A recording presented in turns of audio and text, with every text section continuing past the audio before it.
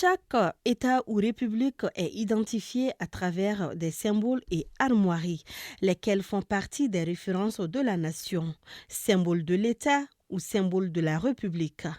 Comme dirait l'autre, le rappel profite aux croyants. On doit dire les symboles de l'État.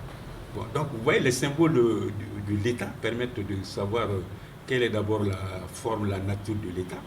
Ainsi, le Mali en compte 5, notamment le drapeau, la devise,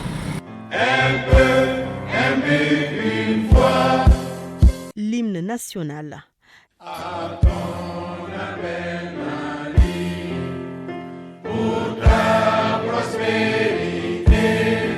les sceaux et les armoiries.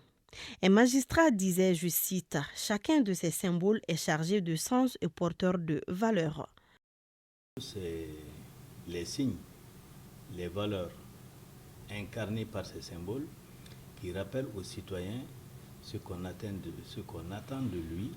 Un des symboles forts de la République, symbole parmi les symboles, c'est le drapeau national.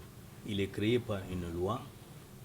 Et la loi dit que le drapeau national est constitué de 3 bandes verticales égales, de couleur vert, or et rouge. Chacune de ces couleurs a un sens. Chacune de ces couleurs porte une valeur. Chacune de ces couleurs marque quelque chose qui doit être un lien, ou qui doit constituer, si vous préférez, un lien entre ce drapeau-là, la République qu'il incarne et le citoyen qui doit se reconnaître à travers ce drapeau et à travers les valeurs que représentent les couleurs de ce drapeau, ainsi que la disposition de ces couleurs, qui n'est pas non plus un fait du hasard. Et un certain nombre de caractéristiques et de singularités par rapport aux autres États du monde. Prenez aujourd'hui le vert. Le vert sur le drapeau malien, ça veut dire que c'est un pays d'agriculture, où il y a le vert, l'environnement, il y a tout ça.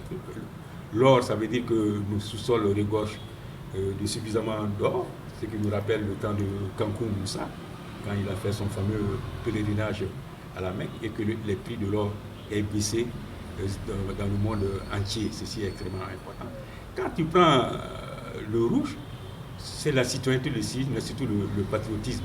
Autrement dit, la patrie ou la mort. C'est-à-dire que les Maliens sont déterminés, n'est-ce pas, à défendre le Mali.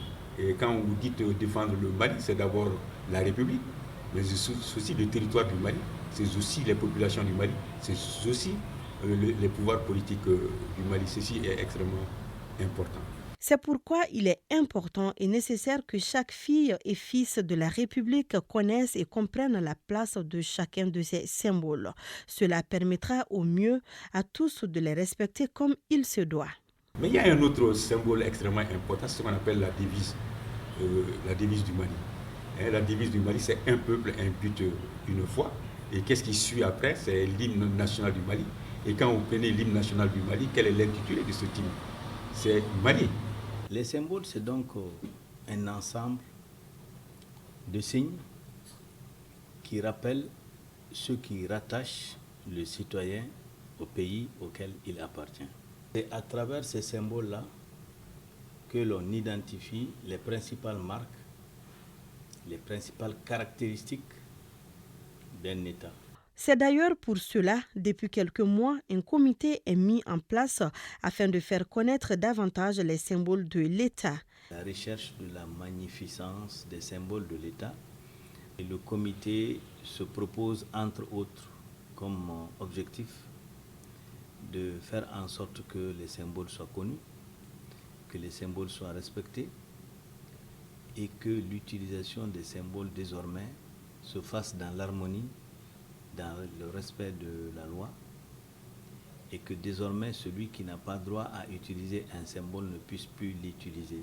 Le sceau et les armoiries, ça c'est surtout l'incarnation des missions régaliennes de l'État. Ceci est extrêmement important. Au regard de ces éclaircissements, vous comprendrez aisément que les symboles de l'État ne doivent être utilisés comme bon nous semble. Ils méritent respect et considération. Tout citoyen qui en abusera sera passible d'amende au mieux des cas. Au pire, direction maison d'arrêt centrale et de correction.